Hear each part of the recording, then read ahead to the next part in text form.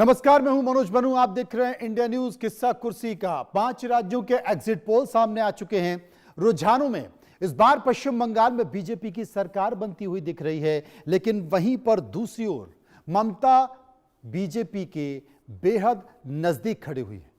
तो क्या वाकई बंगाल में राजनीतिक बवाल होने जा रहा है? और देश के प्रधानमंत्री नरेंद्र मोदी ने 2 दिन पहले बड़े ही भरोसे के साथ कहा था कि मैं विश्वास के साथ यहां से जा रहा हूं कि 4 मई को बंगाल के शपथ ग्रहण समारोह में मुझे वापस आना है। तो वहीं ममता बनर्जी ने कहा था कि सबसे बड़े घुसपैठिए तो प्रधानमंत्री नरेंद्र मोदी और अमित शाह हैं, उन्हें यहां से जाना ही होगा। लेकिन रुझानों में बंगाल में बीजेपी की सरकार बनती दिख रही है, तो ममता का दांव अब क्या उल्टा पड़ रहा है? असम में भी बीजेपी की सरकार बन रही है, केरल में यूडीएफ की सरकार बन रही है, तमिलनाडु में डीएमके की सरकार बन रही है और पुडुचेरी में भी एनडीए की वापसी हो रही है। आज के रुझानों में एक बात तो साफ है कि पश्चिम बंगाल में तो सच में खेला लग रहा है कि होने जा रहा है। अगर बंगाल में बीजेपी ने ममता बनर्जी को हरा दिया तो बीजेपी इतिहास रच देगी और पूरे देश में चर्चा इसी बात को लेकर होगी, और आज हम भी चर्चा इसी बात को लेकर करने जा रहे हैं। तो सबसे बड़ी बात है कि मैं आपको बता देता हूं कि 5 राज्यों का जो विधानसभा चुनाव है वो कहां पर किसकी सरकार बन रही है। सबसे पहले एग्जिट पोल के जरिए कहां किसकी सरकार बन रही है यह मैं आपको एक बार बता देता हूं। एग्जिट पोल में अगर देखा जाए तो बंगाल में 6 एग्जिट पोल में से 5 बीजेपी की सरकार बनाते हुए दिख रहे हैं। 5 पश्चिम बंगाल में 6 में से 5 एग्जिट पोल बीजेपी की सरकार बना रहे हैं। असम के 8 एग्जिट पोल सभी बीजेपी की वापसी की बात वहां पर कर रहे हैं। केरलम की बात कर लेते हैं। केरलम क्या कहता है? केरलम में थोड़ा सा उलटफेर यहां पर हुआ है। वहां पर एलडीएफ की सरकार थी, अब वहां पर बीजेपी की सरकार बन रही है। एग्जिट पोल इस बात का जिक्र कर रहे हैं। तमिलनाडु में भी तमिलनाडु के 6 एग्जिट पोल में 5 डीएमके की वापसी की बात कर रहे हैं, लेकिन थोड़ा सा इंतजार विजय को लेकर भी करना पड़ा है। विजय थलापति क्या वो उतनी दमदार वापसी कर रहे हैं? पुडुचेरी में 2 एग्जिट पोल आए हैं, दोनों ही एनडीए को दिखा रहे हैं कि एनडीए की सरकार वहां पर आ रही है। अब इसके आगे क्या? इसके आगे यह कि असम के 8 एग्जिट पोल कौन कौन से हैं उनको मैं आपको विस्तार से बता देता हूं। वो 8 एग्जिट पोल बीजेपी की सरकार बना रहे हैं। कौन कौन से बीजेपी की सरकार बना रहे हैं? एक्सिस माय इंडिया बीजेपी को 88 से 100 सीटें यहां पर देख रहा है। कांग्रेस को सिर्फ 24 में से 36 सीटें दे रहा है। मैट्रिक्स ने बीजेपी को 85 से 95 और कांग्रेस को 25 से 32 सीटें दी हैं। पीपल पल्स ने बीजेपी को 67 और 72 सीटें देने का अनुमान है। कांग्रेस को 22 और 26 सीटें दी जा रही हैं। वहीं पी मार्क ने बीजेपी को 82 और 94 सीटों के आसपास रखा है। कांग्रेस को वहां 30 से 40 सीटों पर रखा है। जेबीसी ने बीजेपी को 88 से 101 सीटों पर रखा है। कांग्रेस को वहां सिर्फ 23 से 33 सीटें दी गई हैं। चाणक्य स्ट्रेटेजी ने बीजेपी को 88 से 98 सीटों पर रखा है। कांग्रेस को मात्र 22 से 32 सीटों पर। पोल डायरी ने बीजेपी को 86 से 101 सीटों पर रखा है। कांग्रेस को 15 से 26 सीटों पर रखा है। और वोट बाइन ने बीजेपी को 90 से 101 सीटों पर रखा है। कांग्रेस को वहां पर 23 से 33 सीटों ने, यानी कि करीब करीब अगर देखा जाए तो सभी एग्जिट पोल वहां पर बिना किसी तनाव के, बिना किसी हिचक के बीजेपी की सरकार बना रहे हैं। अब मैट्रिक्स की बात कर लेते हैं, उसके हिसाब से राज्य में कितनी सीटें किसको मिल रही हैं यह भी जान लीजिए। पश्चिम बंगाल का एग्जिट पोल क्या कहता है यह समझ लीजिए, क्योंकि कुल सीटें वहां पर 294 हैं और बहुमत के लिए 148 चाहिए तो सरकार आपकी बन जाएगी। टीएमसी 125 से 140, बहुमत से थोड़ा सा कम, और बीजेपी 140 से 161, यानी कि बहुमत है, कोई परेशानी नहीं है। कांग्रेस को 2 सीटें दी जा रही हैं और अदर्स में 4 से 8 सीटें हैं। ये पश्चिम बंगाल। मैट्रिक्स ने इस बात का जिक्र किया है पश्चिम बंगाल में, यानी कि बीजेपी यहां बहुमत के साथ आराम से सरकार बना रही है। अगर 161 के आसपास उसे देखा जाए तो कोई परेशानी यहां पर है नहीं। आगे बढ़ लेते हैं, असम की बात कर लेते हैं। मैट्रिक्स असम को लेकर क्या कहता है? एग्जिट पोल 2026 कुल सीटें 126, 64 पर सरकार असम में बन जाती है जनाब। तो बीजेपी यानी कि 85 से 95 सीटें यहां पर दी गई हैं, कांग्रेस को 25 से 32 सीटें दी गई हैं, अदर्स को 6 से 12। तो कहीं कोई परेशानी नहीं है, असम में बीजेपी को सरकार बन रही है। बस ये देखना है, उन्होंने कहा था कि मैं क्या करूंगा, सरकार तो बन रही है, लेकिन वहां पर वो जो कह रहे थे ना कि मैं खेड़ा का पेड़ा बनाऊंगा, तो सबको इंतजार है कि बाकी वो खेड़ा का पेड़ा बना पाते हैं कि नहीं बना पाते। केरलम की बात कर लेते हैं। एग्जिट पोल क्या कहता है? 2026 का कुल सीटें 140 है, 71 बहुमत के लिए चाहिए। बीजेपी वहां पर मात्र 3 से 5 सीटों पर है। एलडीएफ जो कि सत्ता में था 60 से 65 सीटों पर पहुंच रहा है। यूडीएफ वहां से 70 से 75 सीटों में यानी कि सरकार बना रहा है, लेकिन बहुत नजदीकी मामला है, बहुत ज्यादा दूर नहीं है। और अदर है 204, कहीं कोई दिक्कत नहीं है। तमिलनाडु में हिंदी बनाम जो बात हो रही थी तमिल की, यहां पर एक बार फिर से स्टालिन बड़े स्टाइल के साथ सत्ता में दिखाई दे रहे हैं। 2026 में 234 सीटें हैं, 118 पर सरकार बन जाती है। डीएमके 122 और 132 सीटों के साथ यहां पर सरकार बना रहा है। एआईएडीएमके जिसके साथ की बीजेपी भी है, वहां पर 87 सीटों पर है, 87 से 110 सीटों पर है। टीवीके यानी कि विजय थलापति जो कि दक्षिण भारत के सुपरस्टार हैं, वो यहां पर एक सीट दिखाई दे रही है, लेकिन यहां कुछ भी हो सकता है क्योंकि लोग वहां उनको समझ नहीं पा रहे हैं। या तो यही स्थिति रहेगी या फिर 5 से 25 सीटों पर वो दिखाई देंगे। ये तमाम एग्जिट पोल हैं जो किस स्थिति में कहां पर पहुंचे हुए हैं, मैंने आपको तस्वीर बता दी। चर्चा करेंगे, समझने की कोशिश करेंगे। माधवी अग्रवाल प्रवक्ता बीजेपी मेरे साथ मौजूद हैं, नीलांजना दास टीएमसी समर्थक मेरे साथ मौजूद हैं, अजीत मेंडोला वरिष्ठ पत्रकार मेरे साथ मौजूद हैं और राहुल लाद राजनीतिक विश्लेषक मेरे साथ मौजूद हैं। सबसे पहले मैं माधवी जी के पास चलूंगा, उसके बाद फिर दास साहब के पास चलूंगा। इन्हीं से समझने की जरूरत है। माधवी जी, क्या करें? प्रधानमंत्री ने कहा था कि मैं इस भरोसे के साथ जा रहा हूं कि वापस 4 तारीख को शपथ ग्रहण समारोह में बंगाल में आऊंगा। देखिए, ये भरोसा ऐसे ही नहीं आया है मनु जी, बहुत संघर्षों के बाद आया है। हमने 300 से ज्यादा अपने कार्यकर्ता खोए हैं और हर एक मुद्दे पर भाजपा जो है पश्चिम बंगाल में लोगों की आवाज बनकर खड़ी रही है। चाहे वो कोई भी मुद्दा हो, जो मुद्दा बंगाल के लोगों की लोकतांत्रिक चीजें हक है उनको छीनने का हो, हर समय भारतीय जनता पार्टी ने संघर्ष किया। इसलिए ये विश्वास आया कि अब परिवर्तन पश्चिम बंगाल को चाहिए। 15 वर्षों का शासनकाल जो ममता बनर्जी ने दिया है, उसमें केवल पश्चिम बंगाल के लोगों ने पलायन किया है, महिलाओं को असुरक्षा मिली है और जो उद्योग धंधे बंद हुए हैं, जिसकी वजह से आज जो यहाँ का मानुष है दूसरे दूसरे राज्यों में जाके शरण ले रहा है। उनके जो बच्चे हैं वो अपने पेरेंट्स से दूर रहने के लिए मजबूर हो गए हैं। कई सारी बड़ी बड़ी कंपनियां, बोरोलिन से लेकर डनलप से लेकर टाटा मोटर्स, सारी यहाँ से पलायन कर गई। इनकी नीतियों ने केवल पश्चिम बंगाल को नीचे की तरफ धकेला है।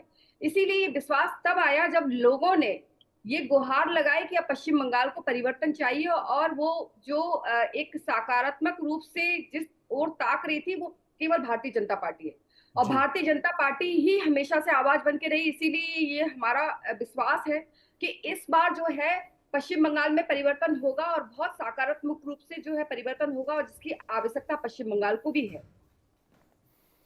मेरे साथ निरंजन दास है, एक बार उनके पास भी चलते हैं। निरंजन जी, ये परिवर्तन क्यों हो रहा है, ये भरोसा क्यों है? आपने इसका जिक्र सुना, माधवी जी क्या कह रही हैं, लेकिन जितना भरोसा उनको है क्या उतना ही भरोसा आपको है और क्यों है, बता दीजिए। और एग्जिट पोल क्या कह रहे हैं? नहीं, ये एग्जिट पोल का जो नंबर है, जो फिगर है, मैं बिल्कुल नहीं मानता। मुझे लगता है ये सब रबिश है और 4 मई को आपको रिजल्ट दिख जाएगा और ममता बनर्जी एक बार फिर से बंगाल की सत्ता में वो वापस आएंगे 4th टर्म चीफ मिनिस्टर बनके और उनको करीब करीब 200 से ज्यादा सीटें मिलेगी, एटलीस्ट 2/3 मेजोरिटी उनको मिलेगी और बीजेपी इस बार 50 से नीचे शायद जाएगी और बाकी पार्टी को कुछ सीटें मिल सकता है। तो यही करीब करीब हमारा जो असेसमेंट है। ये एग्जिट पोल हर वक्त हमने देखा है कि बीजेपी अपने कुछ एजेंसियों के द्वारा ये सब एग्जिट पोल्स करवाते हैं और हमने देख चुके हैं 2024 में उन्होंने कैसे एग्जिट पोल्स किया कि 400 पार हो रहा है और वो बीजेपी सिमट गई सिर्फ 240 में। और 2021 में भी हमने देखा था, हर कोई एग्जिट पोल बता रहा था कि बीजेपी सत्ता में आ रहा है बंगाल में, लेकिन टीएमसी 213 सीट टीएमसी को मिला। तो इससे साफ हो जाता है कि ये सब एग्जिट पोल, ये सब एकदम फालतू की चीजें हैं, इन पर थोड़ा सा भी विश्वास नहीं करना चाहिए। और बंगाल का जो जनता है, उन्होंने गत 15 वर्ष ममता जी का जो काम है उसको उन्होंने देखा है। ममता जी जो 100 से ज्यादा जो प्रकल्प है, वेरियस स्कीम्स जो है, वो मतलब हमारा जो सामान्य जो मानुस है, हम जो जिनको आम जनता कहते हैं, उनके पास वो पहुंचा है। और केंद्र सरकार, बीजेपी का सरकार, ये बंगाल का जो पैसा है ये नहीं दे रहा है। बंगाल के ऊपर एक तरीके से फिस्कल फेडरल टेररिज्म इन्होंने मतलब रन किया है। और इस बार भी एसआईआर के दौरान भी हमने देखा कि किस तरीके से बंगालियों को इन्होंने बांग्लादेशी और रोहिंग्या कहा। तो इन सब के जो एक मतलब क्यूमुलेटिव इफेक्ट है, ये बीजेपी के खिलाफ जाएगा। और ये जो बहुत ज्यादा पोलिंग हुआ है, आप देख सकते हैं कि ऑलमोस्ट इट्स मोर देन 90% ये जो पोलिंग हुआ है, this is going to be an anger vote against BJP. BJP जो ये एसआईआर के नाम पे जो बंगालियों का जो जिस तरीके से हमको डराया, धमकाया, हमको नीचा दिखाया, हमको कहा कि ये लोग भारतीय नहीं है, हमारा हमको लाइन में लगवा दिया कि इनका लॉजिकल डिस्क्रिपेंसी है, ये सब, इसके खिलाफ ये वोट जाएगा। और ममता जी का जो गुड गवर्नेंस है गत 15 साल का, उसके ऊपर ही बंगाल का जनता जो है वो मोहर लगाएंगे। कुल मिलाकर माधवी जी ने जो कहा वो अपनी जगह सही है, नीलांजन जी ने जो कहा वो अपनी जगह सही है, लेकिन हम लोग थोड़ा सा कंफ्यूज हैं। मैं अजीत मेंदोला साहब से समझने की कोशिश करूंगा। अजीत जी, माधवी जी ने ये कहा कि देखिए साहब, हालत बहुत ख़राब है, लॉ एंड ऑर्डर बहुत ख़राब है, सुरक्षा को लेकर स्थिति ख़राब है, वो एक बड़ा कारण है और यही कारण है कि बदलाव हो रहा है। और निरंजन कह रहे हैं कि ये जो जितना बड़ा हुआ जो मतदान है, 90% जो मतदान है, वो मतदान इसलिए है कि एसआईआर ने पूरे बंगाल को परेशान कर दिया, लोगों को परेशान कर दिया, लोगों को लाइन में लड़ना पड़ा, ये उसका गुस्सा है। माधवी जी कह रही हैं, बीजेपी ये कह रहा है कि साहब जब बदलाव होता है तो बदलाव में इतना ज्यादा अगर मतदान हो रहा है तो वो बदलाव का संकेत कह रहा है। अब मैं समझ नहीं पा रहा हूं, आप समझा दीजिए। देखिए, दोनों प्रवक्ताओं ने अपनी अपनी पार्टी की बात अपनी अपनी बात रख दी है। जो पार्टी जो कहा है, टीएमसी कहेगी कि हम नहीं हार रहे हैं और बीजेपी भी नहीं कहेगी हम नहीं हार रहे हैं, दोनों ने अपनी अपनी बात कह दी। और एक जो रिकॉर्ड मतदान वहाँ पे हुआ है बंगाल में, उससे हम लोग भी कंफ्यूज हैं। देखिए, पहले तो ये होता था कि अगर ज़्यादा मतदान हो जाए तो मतलब सत्ताधारी जो पार्टी है उसको नुकसान होता था। लेकिन ये भी एक देखना होगा कि जब ममता जी पहली बार वहाँ पे मुख्यमंत्री बनी तो उस समय भी वोट परसेंटेज 81-82 से 85% वोटिंग हुआ था। वो ये तब ट्रेंड भी यही चल रहा है, लगातार ट्रेंड भी यही चल रहा है। तो वामपंथी दलों की सरकार चली गई और ममता बनर्जी मुख्यमंत्री बन गई। देखिए, 15 साल की एंटी इनकम्बेंसी होती है। हालांकि ममता बनर्जी उनका फेस है, उनको लेकर एंटी इनकम्बेंसी नहीं है, लेकिन जो रिपोर्ट्स वहाँ पे आ रही हैं, जो एमएलएज हैं, जो मंत्री हैं, उनको लेकर बहुत ज़्यादा एंटी इनकम्बेंसी है। फिर एक बात कहीं ना कहीं ये बैठ गई है वहाँ पे, शायद जो वहाँ का वोटर है वो चाहता है कि हम दिल्ली के साथ डेवलपमेंट की रेस में आगे बढ़ें, क्योंकि कहीं ना कहीं विकास के मामले में बंगाल पिछड़ा है, इसमें कोई दो राय नहीं है।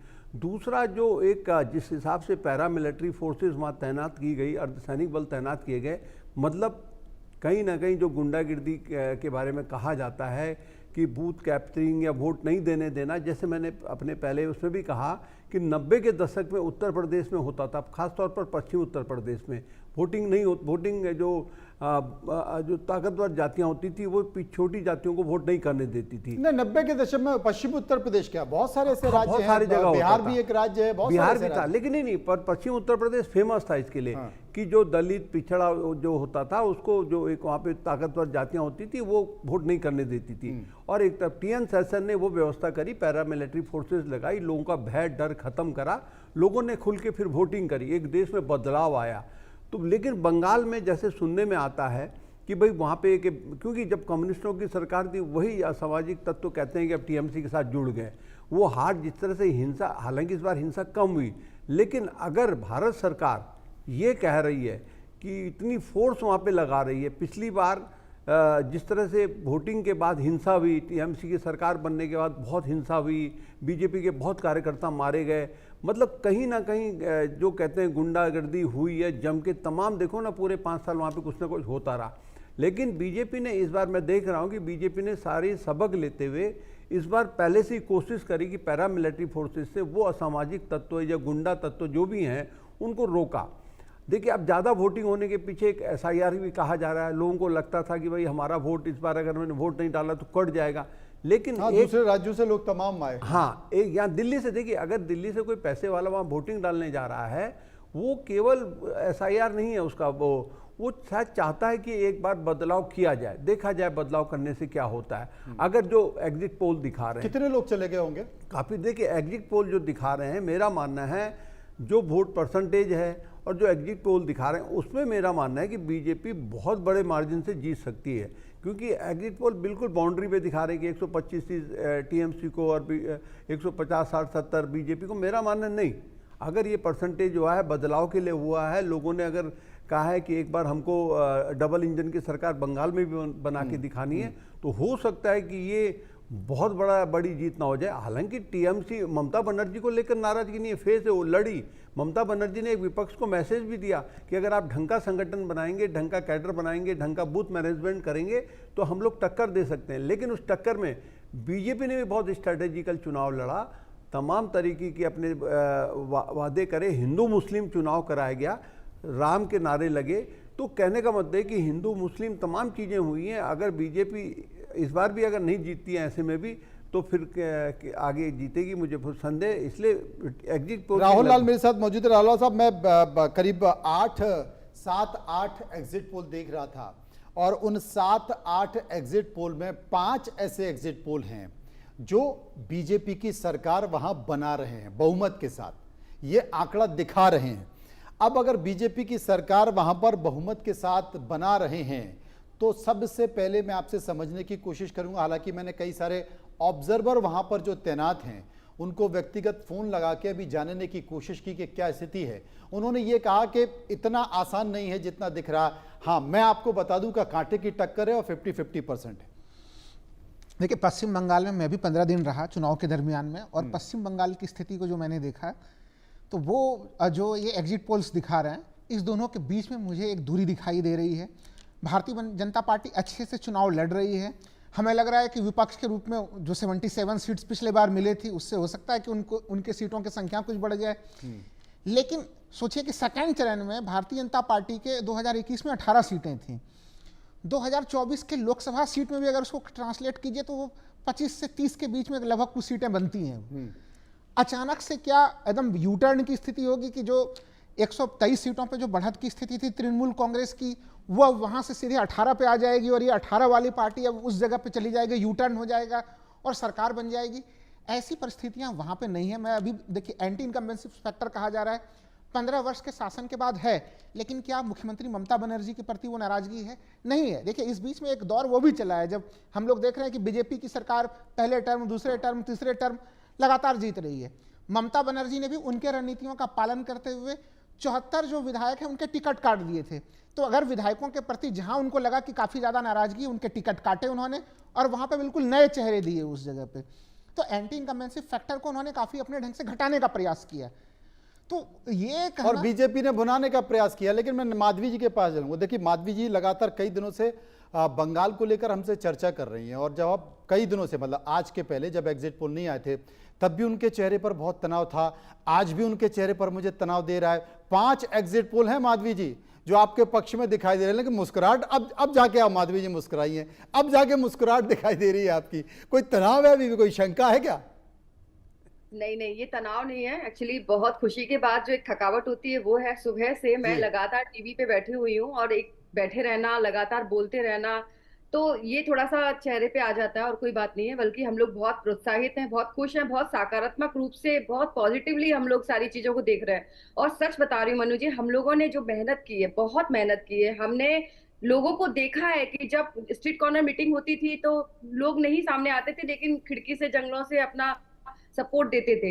लोग चाहते हैं देखिए बदलाव हो। पश्चिम बंगाल की बात मैं एक राजनीतिक मुद्दे से हटकर केवल एक नागरिक होने के नाते अगर कहूँ, तो सच में एक बंगाल जो है वो धूरी जाना जाता था। यहाँ से जो है राष्ट्रगान राष्ट्रगीत आता है, ये एक इंटेलेक्चुअल राज्य के तौर पे जाना जाता था, कभी हमारे देश की राजधानी रहा था, लेकिन बद से बदतर हालत कर दी है। और तुष्टीकरण की राजनीति में जो लिप्त है, और सिंडिकेट, मैं सच बता रही हूँ, सिंडिकेट और कटमनी, खुद ममता बनर्जी ने कोविड के समय में भी कहा था कि जिन लोगों ने कटमनी ली है वो मेरे नेताओं लौटा दो। और देखिए बंगाल की स्थिति, मैं केवल ये नहीं कि मैं ऑपोजिशन में हूँ, हम लोग बात करते हैं, हम लोगों को केवल नेगेटिविटी दिखानी है, लेकिन एज ए सिटीजन मैं चाहूंगी कि बंगाल वाकई में प्रोग्रेस करे। और बंगाली मानुस जो यहाँ पे छोड़ के जा रहे हैं, इन्होंने कई झूठे मुद्दे बनाए, जैसे कि एक नॉन वेज वाला मुद्दा बनाया। फिर उन्होंने ये भी कहा कि ये जो है बंगाली भाषा का विरोध करते। बिल्कुल नहीं करते, मैं एक हिंदी भाषी हूँ, लेकिन मैं इतना प्यार करती हूँ बंगला को, बंगला बोल सकती हूँ, बंगला में गीत भी गा सकती हूँ। तो हम लोगों के साथ कभी भी ऐसा नहीं है जो इन्होंने नैरेटिव बनाए। तो मैं ये बताती हूँ कि मिसलीड करती है ममता बनर्जी बंगाल को। नहीं, और लेकिन ये इस बार माधवी जी बीजेपी ने भी ये कोई बंगाल में कसर नहीं है। छोड़ी है।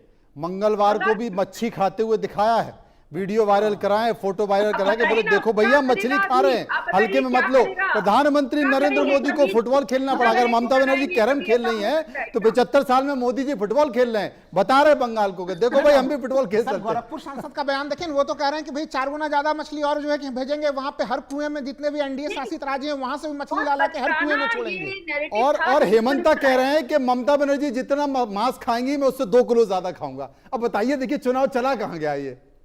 देखिए मैं सच बता रही हूँ, बहुत गलत और बेहुदा टाइप का नैरेटिव था। कहीं कोई किसी के खान पान पे और उनके पहनावे पे कोई विरोध नहीं करता है। बंगाल, मैंने बार बार बोला कि बंगाल में बंगाली ही हमारे सारे जो है कार्यकर्ता मैक्सिमम है, हमारे सारे बड़े लीडर बंगाली है। क्या मछली के बिना कोई रह सकता है? क्या नॉनवेज के बिना कोई रह सकता है? ये कितना गलत नैरेटिव था कि आप लोगों को खाने नहीं देंगे, आप लोगों के। और इन्होंने तो जो है वो केंद्र बल के लिए भी बहुत अनाप शनाप कहा। ममता बनर्जी ने उकसाने में कोई कमी छोड़ी क्या? आप एसआईआर का आज क्रेडिट ले रहे हैं कि एसआईआर की वजह से यहाँ पे इतनी सारी वोटिंग हुई है, लेकिन आप बताइए एसआईआर का सबसे ज्यादा विरोध तो 12 राज्यों में सबसे ज्यादा बंगाल में हुआ। एसआईआर होने ही नहीं दे रहे थे, इन्होंने प्रक्रिया में वहां पर धरना प्रदर्शन करके इसको डिले करवा दिया, जो कि जल्दी हो सकता था।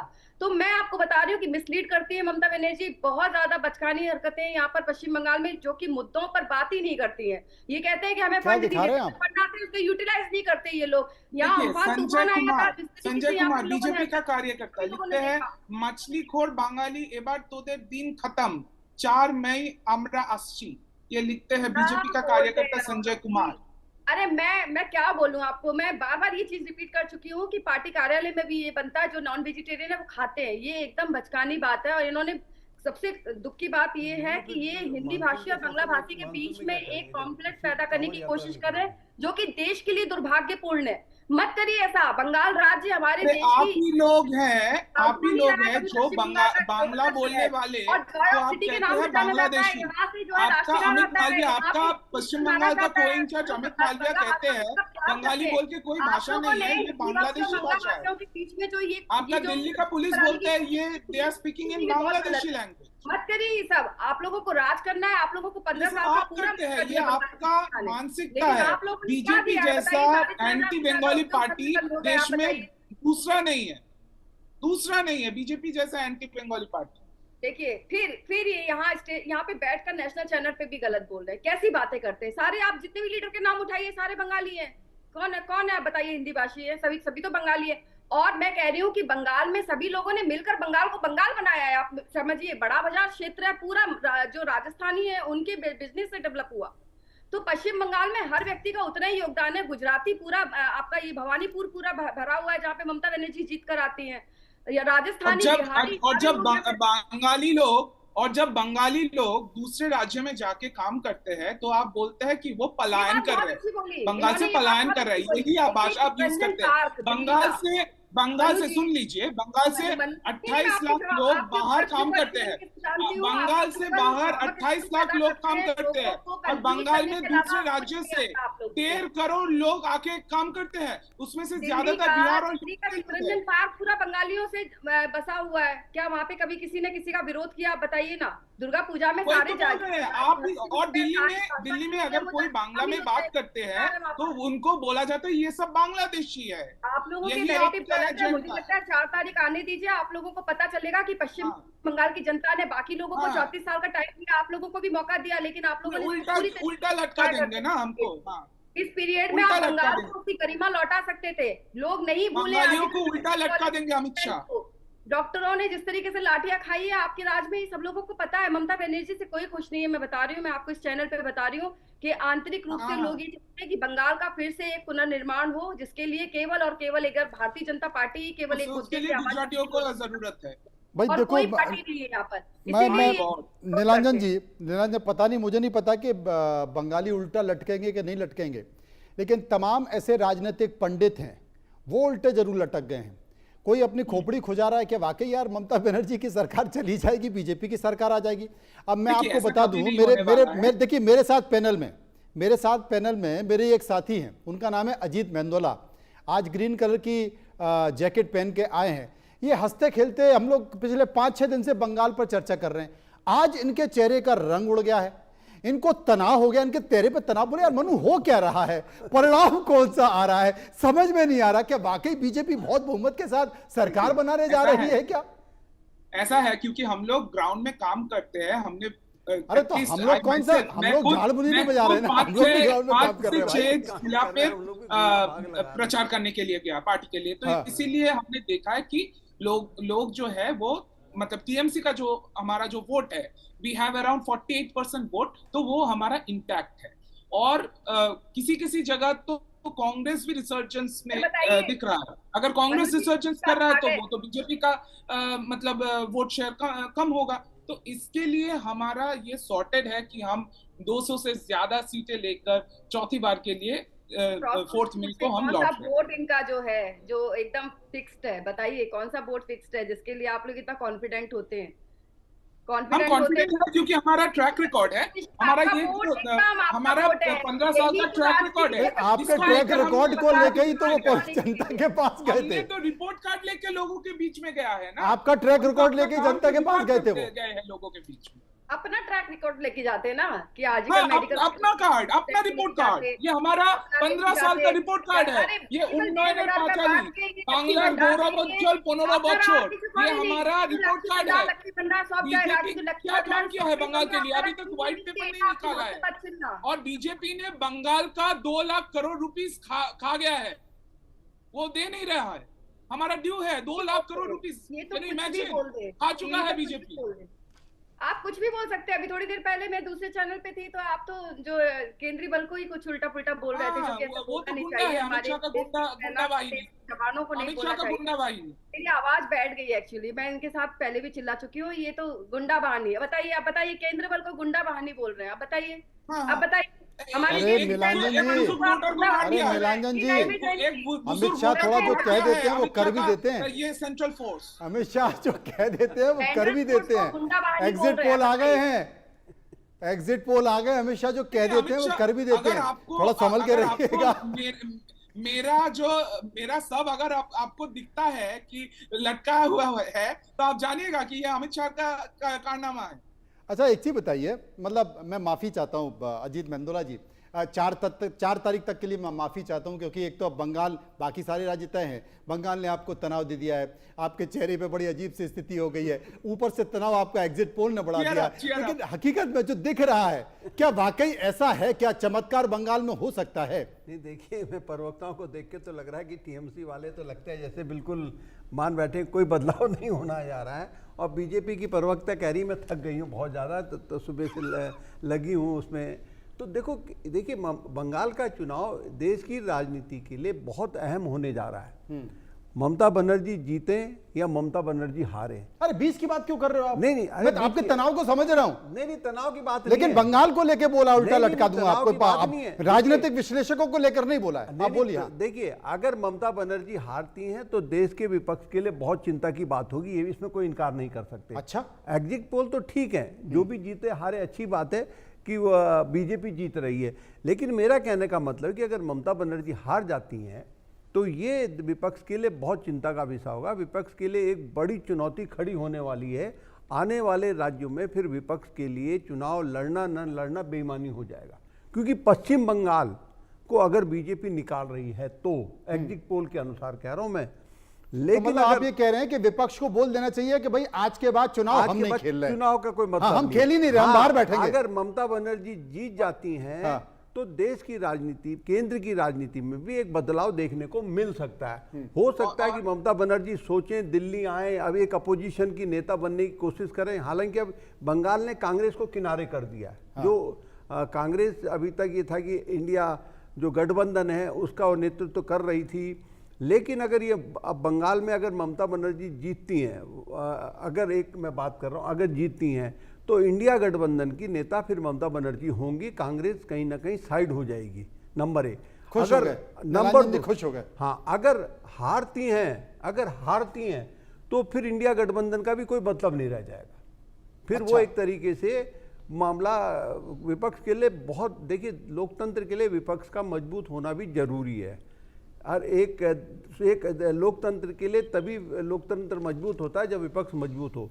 राहुल जी, मतलब मुझे लगता है कि शायद कोई दांव, क्योंकि देखिए राजनीति शहमात का खेल है, कोई दांव, लोग कहते हैं कि साहब बिहार चुनाव में एसआईआर लागू कर दिया, लेकिन असल एसआईआर तो पश्चिम बंगाल के लिए आया था।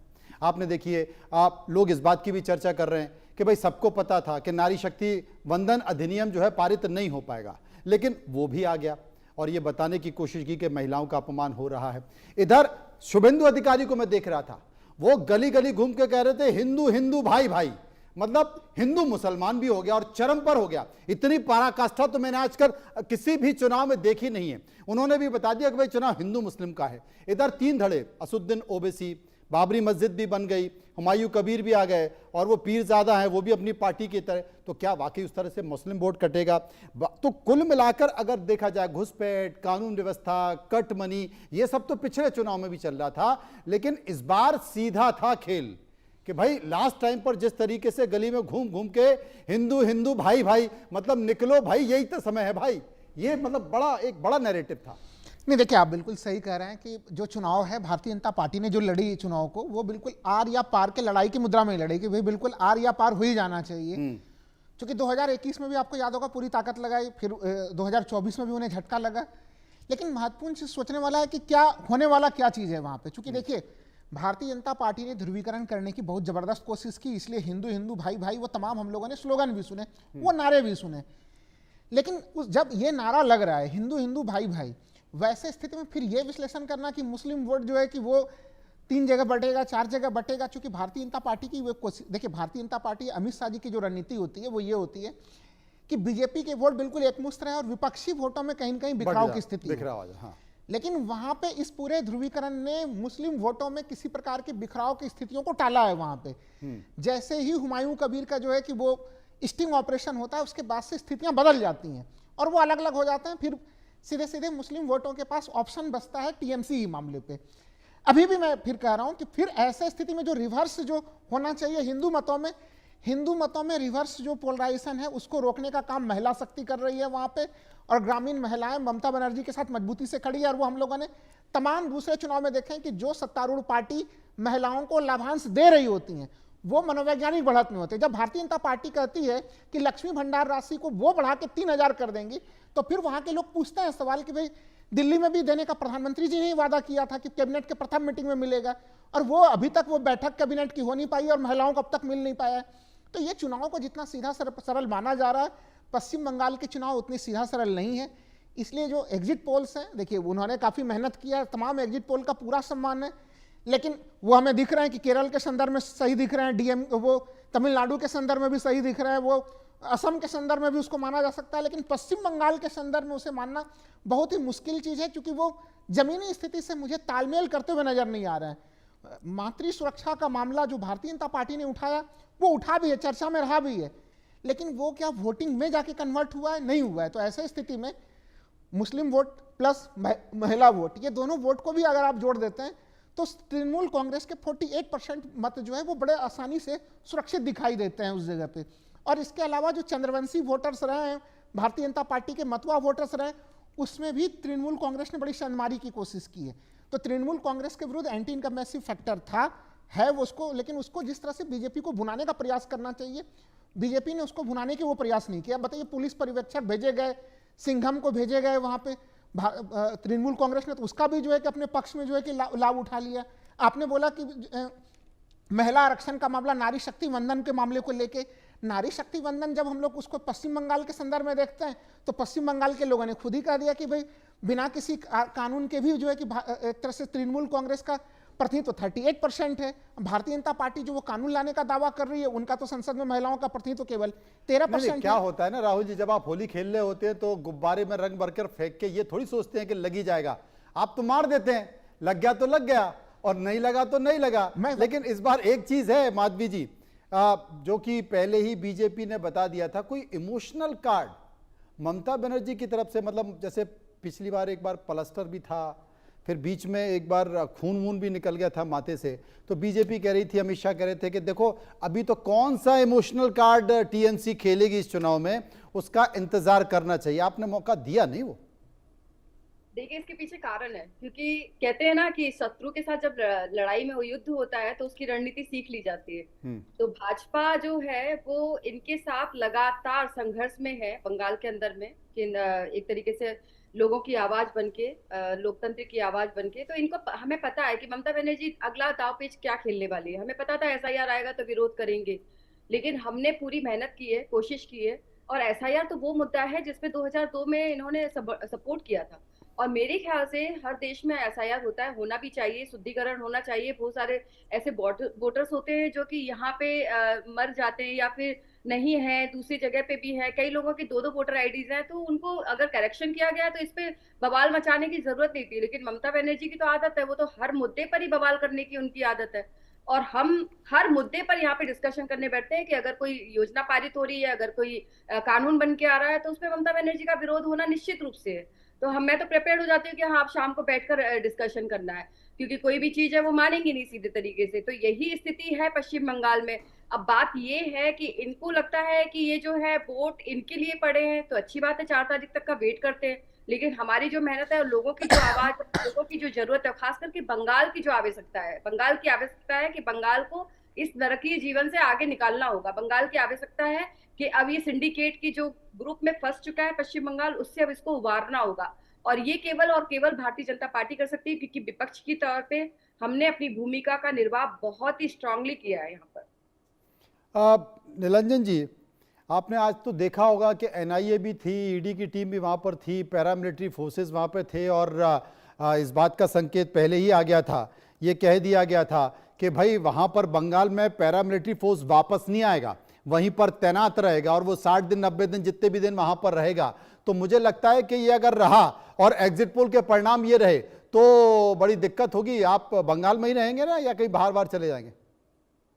नहीं, देखिए, बंगाल में तो हम रहेंगे, हम तो यहाँ का रहने वाला है। अच्छा। और अमित शाह जो बोल रहे थे कि 15 दिन हम रहेंगे, वो फिलहाल भाग चुके हैं, वो दिल्ली भाग चुके हैं। और ये एक उनका डी इंडक्शन ऑर्डर ये निकाले है, D induction of the central paramilitary force. तो इसमें बोला गया है कि कल से उनको वापस लेंगे सभी जो सीएपीएफ है। तो ये भी उनका एक जुमला था अमित शाह का, तो वो छोड़, लेकिन वो तो ये बात का मतलब बिल्कुल भी भरोसा है कि जो बंगाल का जो जनता है, ये बीजेपी का गुंडागर्दी ये देख चुके हैं। और जिस तरीके से अमित शाह ने बोला था कि टीएमसी के लोगों को उल्टा करके झुलाकर सीधा कर देंगे, ये सब बोले थे। ममता जी को बहुत भद्दे तरीके का जो कार्टून है उससे बीजेपी का आईटी सेल उन्होंने मतलब दिखाया था। उसके खिलाफ मैं खुद एफआईआर कर चुका हूं और उसके खिलाफ कार्रवाई भी हो रहा है। तो ये सब चीजें लोगों ने देखा है, और बीजेपी जो है उनको महिलाओं के बारे में कुछ भी नहीं बोलना चाहिए, क्योंकि बीजेपी एक पार्टी है जिनका केंद्र का मंत्री का नाम एप्स्टाइन फाइल में है। बीजेपी ये पार्टी है जो अभी तक वो ये जो वुमेन्स रिजर्वेशन है 33% लोकसभा और राज्यसभा में, वो कर नहीं पाई है। और टीएमसी इकलौता पार्टी है जो लोकसभा में हमारा 39% वुमेन रिप्रेजेंटेशन है और राज्यसभा में 46% है। तो इसमें तो कोई कंपटीशन ही नहीं होता। और ये सब जो एग्जिट पोल आप दिखा रहे हैं लोगों किसी एनालिस्ट का मतलब मुंह लटका गया है। मुझे नहीं लगता कि आपको थोड़ी सी भी नहीं, मुंह कोई नहीं शंका लटका है, है। तनाव में है, तनाव में है, कोई कोई खोपड़ी भी खुजा नहीं रहा होगा, है, TMC कोई उंगली चबा रहा है आप कि क्या बंगाल में वाकई अगर मैं यही आपको- एग्जिट पोल है, क्योंकि मैं देखो इतना हमने तो एग्जिट पोल confidently किया आपको नहीं, बोल रहा हूं, हमने तो क्योंकि एग्जिट, हम हाँ ग्राउंड जीरो हाँ, में अजीत हम कुछ कहना काम चाह रहे करते हैं, लोगों के बीच काम करते हैं, हाँ। लोगों का पल्स हम समझते हैं। तो हाँ। इसीलिए मैं बोल रहा हूं कि टीएमसी पिछली बार से ज्यादा सीटें लेकर इस अरे बार सुन तो लो क्या फिर कह रहे से हैं। चौथी बार टीएमसी एक मिनट आप सुनिए सुनिए, इन्होंने कहा कि अमित शाह जी ने एक आदेश निकाल दिया कि सारा पैरामिलिट्री फोर्सेस कल से वापस चले जाए। हाँ। मतलब बीजेपी को यह आभास हो गया कि सरकार बन रही है। अमित शाह जी ने शायद 90 दिन के लिए तब उनको वहां रोकने के लिए कहा था कि अगर ममता की सरकार बनती है, क्योंकि जब पिछली बार सरकार बनी थी तो बीजेपी वालों का इन्होंने कार्यकर्ताओं की सुरक्षा भी तो करनी पड़ती है ना, कार्यकर्ताओं क्योंकि की हर बार ये सुरक्षा- शिकायत अजीत आती जी, है साहब कार्यकर्ता पिट रहा है बहुत। क्योंकि देश के गृह नहीं, मंत्री उनको आप- आवाज आप तो चुनाव लोकसभा पर निकल जाते हो। सरकार आप नहीं बन रख गई, इसलिए सकते। उन्होंने अगर आदेश निकाल चुनी हुई दिया। सरकार आ जाता है, उसके बाद केंद्रीय जो होम मिनिस्टर है उनके पास कुछ नहीं रहता है लॉ एंड ऑर्डर नहीं, स्टेट नहीं, सब्जेक्ट का। नहीं, नया जो उन्होंने- देखिए नवनिर्वाचित सरकार देखिए, आएगा, आप राजनीतिक दल में हैं, राजनीतिक दल को ये decision पता चलेगा। लग जाता है, आप राजनीतिक पार्टी से जुड़े। देखिए मेरे को भी काफी लंबा अनुभव है, राजनीतिक पार्टी को पता लग जाता है कि हम चुनाव हार रहे हैं या जीत रहे हैं, ठीक है। और जब अगर भारत वो हार सरकार भी रहे, भारत ये सरकार सब के सिर्फ पास तो इसीलिए बहुत कह बड़ा रहे थे नेटवर्क है। ताकि नहीं, अपने मैं कार्यकर्ता अजीत को जी जो- थोड़ा बंगाल को लेकर यहां रोकना चाहता हूं। देखिए बंगाल में स्थिति क्या है, बंगाल में टीएमसी समर्थक अगर वोट डाल रहा है तो नहीं बताएगा, क्योंकि जो स्थिति है ना, पैरामिलिट्री फोर्सेस, एनआईए सड़कों पर घूम रही थी, बहुत ज्यादा सिक्योरिटी थी, तो अगर उसे लग रहा है कि बीजेपी की सरकार हो रही तो वो भी चिन्हित हो सकता था, वो भी चिन्हित हो सकता है। और बीजेपी का व्यक्ति जो बीजेपी का कार्यकर्ता है या बीजेपी का वोटर है, वो बीजेपी को वोट डाल रहा है, वो भी नहीं बताएगा कि मैंने बीजेपी को वोट डाला है। तो ये इस बार बड़ा रोचक तथ्य है, कोई किसी को बताएगा नहीं, बिल्कुल आप क्योंकि सही कह रहे हैं। नजर हटी और दुर्घटना घटने का तैयारी है। तो उस दुर्घटना से बचने के लिए देखिए मतदाता भी तो समझदार हो गया ना, कि राजनेता तो चुनाव लड़ लिए, जुमले उमले सब हो गए, उसके बाद सब अपने अपने घर पर निकल लेते हैं, लेकिन फेस किसको करना पड़ता है, दुश्मनी किसकी होती है, जो जमीन पर मौजूद होता है ना, जो पार्टी का कार्यकर्ता है, जो मंडल कमंडल का जो कार्यकर्ता होता है, वो झेलता है, वो पूरे 5 साल झेलता है। तो वो बताएगा ही नहीं, वो ऐसे हाथ पीछे बांध के खड़ा हो जाएगा, मुस्कुराता रहेगा और उसके बाद कहेगा देखो क्या होगा, कुछ समझ में नहीं आ रहा है। तो ये एक बड़ी रोचक तथ्य है। लेकिन पोल जो निकल कर आए हैं उसमें 294 सीटें हैं, 148 पर बहुमत है। वो क्या कहता है, यानी कि जो एजेंसियां हैं वो तमाम सारी क्या कह रही हैं, टीएमसी, बीजेपी, क्या स्थिति है। चाणक्य स्ट्रेटेजी कहता है कि जो वोटों की स्थिति है उसमें वोटों की स्थिति में 130 से 140 पर टीएमसी रहेगी, 150 से 160 पर बीजेपी रहेगी। इसके साथ साथ पी मार्क क्या कहता है, वो कहता है कि साहब 118 से 138 टीएमसी रहेगी और 150 से 175 बीजेपी रहेगी। इसके साथ साथ जो भारत पल्स है वो कहता है कि बंगाल की जो स्थिति है, बंगाल की स्थिति में जो मैट्रिक्स का समीकरण है वो भी कुछ इसी के इर्द गिर्द बता रहा है। यानी कि आप अगर स्थिति को देखें तो बंगाल में सबने समीकरण एक अलग सा देखा है। केरल की स्थिति में आपको समझा देना चाहता हूं, केरल में क्या है, 140 सीटें हैं, 70 के आसपास बहुमत है। वहां पर क्या स्थिति होगी, वहां पर मैट्रिक्स कहता है कि साहब यूडीएफ जो है वो 70 से 75 सीट पर है, एलडीएफ जो है वो 60 से 65 सीटों पर है, पीपल्स के भी कुछ इसी तरह के समीकरण हैं। तो ये जो समीकरण हैं वो समीकरण आपको बताते हैं कि क्या स्थिति है। यानी कि यूडीएफ की सरकार केरल में बन रही है, एग्जिट पोल कह रहे हैं, और जो सत्ता में पार्टी थी वो सत्ता से बाहर जा रही है, एग्जिट पोल कह रहे हैं। ये समीकरण है। तो कुल मिलाकर ये साफ तौर पर देखा जा सकता है अजीत जी कि केवल अगर बंगाल को छोड़ दिया जाए तो बाकी सारी स्थिति साफ है 5 राज्यों में। पूरे देश की नजर 4 तारीख को अगर किसी राज्य पर होगी तो वो सिर्फ बंगाल पर होगी। बिल्कुल। बाकी देखिए असम का पहले दिन से लग रहा था कि क्या रिजल्ट होने वाला है। केरलम में कांग्रेस को ये था कि भाई 2 बार से कांग्रेस वहाँ पे चुनाव हार रही है। इस बार 10 साल की एंटी इनकम्बेंसी थी लेफ्ट फ्रंट की गवर्नमेंट के खिलाफ, और कांग्रेस को एकमात्र उम्मीद किसी राज्य में थी तो वो केरलम में थी। केरलम में सरकार बन रही है कांग्रेस की, अभी तक के एग्जिट पोल ये दिखा रहे हैं, लेकिन बहुत नज़दीकी मामला है। अभी 4 मई को क्या होगा कह नहीं सकते, लेकिन फिलहाल कांग्रेस के लिए एक राहत भरी खबर है एग्जिट पोल के। लेकिन असम में कितनी करारी हार हो रही है ये कांग्रेस के लिए चिंतन का विषय है। इसी तरीके से तमिलनाडु में देखें, तमिलनाडु के अधिकांश एग्जिट पोल दिखा रहे हैं डीएमके जो सत्ताधारी पार्टी वापसी कर रही है, लेकिन जो नया जो टीवी के नई पार्टी बनी है आपका, जिसकी बार बार आप चर्चा करते हैं वहाँ के फेमस एक्टर की, उसको लेकर एक एग्जिट पोल ने कहा कि वो ठीक ठाक सीटें ला रहे हैं 100 के आसपास। अब मतलब इनमें भी सारा कहते हैं ना, तभी टेंशन, आपने कहा नहीं मेरे चेहरे पे टेंशन ही, बड़ा टेंशन वाला एग्जिट पोल हो गया है ये कि क्या तो पहले ही बोल दिया था। हाँ, आपके चेहरे को देखकर ही तो बोला था। हाँ, अब हरियाणा का अब आप स्वीकार कर रहे नहीं, हैं। हरियाणा का एग्जिट पोल याद नहीं है आपको? हाँ। हरियाणा के एग्जिट पोल में क्या हुआ था, सबने कांग्रेस की सरकार बना दी थी, लेकिन अगले दिन पता चला कि सरकार वहां बीजेपी की बन गई है। तो कहने का मतलब है एग्जिट पोल कई बार सही भी निकलते हैं, कई बार गलत भी निकलते हैं। माधवी जी, एक सवाल मैं पूछना चाहता हूं आपसे, क्योंकि देखिए वामपंथियों की सरकार थी, बहुत रक्त चरित्र था बंगाल की राजनीति में, और मुझे लगता है भी। वामपंथियों की सरकार चली गई, ममता की सरकार वापस आ गई, लेकिन बीजेपी की राजनीति का चरित्र नहीं बदला। और बीजेपी की राजनीति में बदलापुर भी कह सकते हैं, वो हमेशा रहा है। तो क्या हम माने हैं, क्योंकि बीजेपी के कार्यकर्ता, बीजेपी के जो नेता हैं, उनके अंदर एक आग है जो धधक रही है, जिसे बदले की आग कहते हैं। अगर बीजेपी की सरकार आ गई तो क्या फिर जैसे को तैसा टाइप का होगा? क्योंकि देखिए 300 कार्यकर्ताओं की हत्या, वो दर्द, वो कष्ट, और अमित शाह भी कह गए उल्टा लटका दूंगा, तो मतलब क्या कुछ वैसे ही दिखाई देगा? रक्त चरित्र बदलेगा बंगाल की राजनीति का? मनोज जी, बीजेपी का संघर्ष इसी बात का है कि पश्चिम बंगाल का रक्त चरित्र बदल जाए और विकास का चरित्र फिर से शुरू हो जाए। यही सबसे पहली प्राथमिकता है हमारी। मैं आपको यहाँ निश्चित रूप से कह सकती हूँ एकदम कि कोई भी ऐसा बदला बदली किसी से कुछ नहीं किया जाएगा, कोई बदला नहीं लेना, हमें कोई रिवेंज नहीं लेना, हमें किसी को उल्टा नहीं लटकाना। ये कहने की बात है। कारण क्या है, देखिए हम लोग कितनी मतलब हंसी के साथ बहुत ही सरलता से इस चीज को उड़ा दे रहे हैं हंस के, कि भाई पश्चिम बंगाल में जो है चुनाव के बाद जो हिंसा होती है, ये बोलते बोलते इतनी आदत में आ गया है, नॉर्मल हो गया है। कोई भी चीज को बार बार बोलते जाओ तो वो आदत नॉर्मल हो जाती है चीजें, लेकिन ये नॉर्मल नहीं है।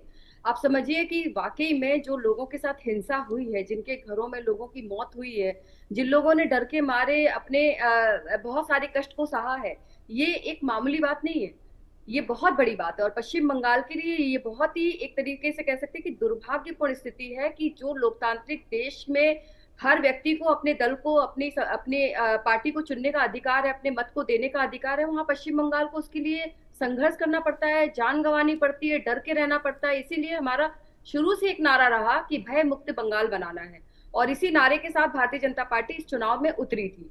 और ये जो इतनी सारी फोर्स लाना, ये सारी स्ट्रैटेजी बनाना, लोगों में विश्वास जमाने के लिए बहुत सारी बातें कहना, क्योंकि कई बार ऐसा होता है कि हम लोगों ने हमेशा ये संदेश पहुंचाया कि आप सुरक्षित हैं, हम आपके पीछे खड़े हैं, लेकिन बावजूद इसके पिछली बार जो हिंसा हुई थी, मैं आपको बताऊं 21 के इलेक्शन जीतने के बाद इन्होंने विजय रैली में जो है हथियार लहराते हुए अपनी रैली निकाली थी, और उसके बाद इन लोगों ने मतलब रैली निकालते निकालते, जलाते हुए, मारते हुए, लोगों की दुकानों में आग लगाते हुए निकले थे। तो ये जो है ये एक दुखद स्थिति है किसी भी बावजूद इसके नीलंजन जी, और मैं बावजूद वही इसके कह रही हूँ कि कोई बदला नहीं लिया जाएगा। हम केवल बंगाल को उसकी गरिमा और उसकी अस्मिता और उसके गौरव को लौटाने के लिए काम करेंगे। बावजूद इसके देखिए कितनी अच्छी बात कर रही है माधवी जी कि कोई सरकार आ भी गई तो कोई बदला नहीं, कुछ नहीं, राजनीति का रक्त चरित्र बदलना है, बस विकास का चरित्र बनाना है। और मुझे लगता है अगर आपकी सरकार आ जाएगी तो आप भी इसी पथ पर चलेंगे। नहीं, आप देख लीजिए नहीं, हम तो बिल्कुल इसका बदला लेंगे। जो कुछ भी उन्होंने कहा है और जो कुछ भी बंगालियों को सहना पड़ा है, हम सब उसका बदला लेंगे। और ये लीगल तरीके से we are going to take retribution. एकदम आप निश्चिंत रहिए। हम 4 मई को लीगल तरीका कह रहे हैं, ये कट्टे लहराने लगेंगे तो बोलेंगे हमारा लीगल तरीका है। बंगालियों के ऊपर जो इन्होंने जुल्म किया, इसके खिलाफ हम जरूर बदला लेंगे। It should be clear to the BJP. तो मैं आपको ये बता रही हूँ कि अगर आप बदला लेंगे तो फिर आप बचेंगे नहीं, इतना याद रखिएगा। तो फिर तो रक्त चरित्र बदलेगा नहीं, फिर तो मैं बता रहा हूँ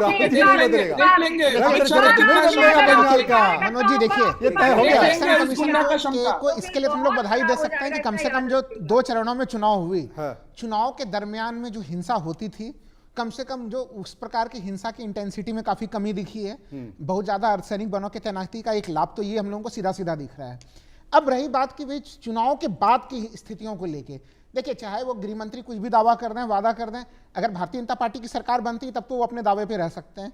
लेकिन चुनाव आचार संहिता जैसे ही जो है कि मुख्यमंत्री शपथ लेंगे, चुनाव आचार संहिता खत्म हो चुका होगा, तो उसके बाद लॉ एंड ऑर्डर की पूरी स्थिति जो है वो राज्य सरकार के पास होगी। और हमें लग रहा है कि टीएमसी समर्थक यहाँ उनकी बात ऐसे सुन के मैं भी चौंक गया था, लेकिन जब उन्होंने लीगल शब्द कहा तो फिर मैंने राहत की सांस ली, चूंकि लोकतंत्र समझदार आदमी है ना, चूंकि लोकतंत्र में आपको चौंका भी दिया और आपको मना भी लिया। नहीं, देखिए, अगर हिंसा होती है किसी के भी राज्य, चाहे वो बीजेपी के लोग हों, टीएमसी के लोग हों, हिंसा का इस लोकतंत्र में कोई स्थान नहीं होना चाहिए। और जो भी हिंसा करते हैं उनको कानूनी सजा मिलनी चाहिए। अगर कोई पार्टी कानूनी सजा देने की बात करती है तब तो उसका समर्थन किया जा सकता है, लेकिन अगर वो कहे कि नहीं हम तो बदला लेंगे, और तो 4 तारीख को देखिए, 4 तारीख को 9 बजे माधवी जी आप भी तैयार रहिएगा, नीलांजन जी आप भी तैयार रहिएगा। 9 बजे अपन मिलेंगे, चर्चा करेंगे, समझने की कोशिश करेंगे कि सरकार किसकी बन रही है, और सरकार बन रही है तो क्या रक्त चरित्र बदलेगा। और नीलांजन जी जैसा आपने कहा है कि बदला लेंगे लेकिन कानूनी तौर पर, और माधवी जी ने कहा कि फिर तो हम भी नहीं छोड़ेंगे। अगर ऐसा हुआ तो फिर हम भी नहीं छोड़ेंगे। विस्तार से चर्चा करेंगे 4 तारीख को। बहुत बहुत शुक्रिया, आप मेरे साथ मौजूद रहे। हम चर्चा कर रहे थे एग्जिट पोल पर, 5 राज्यों के एग्जिट पोल पर। फिलहाल इतना ही, नमस्कार।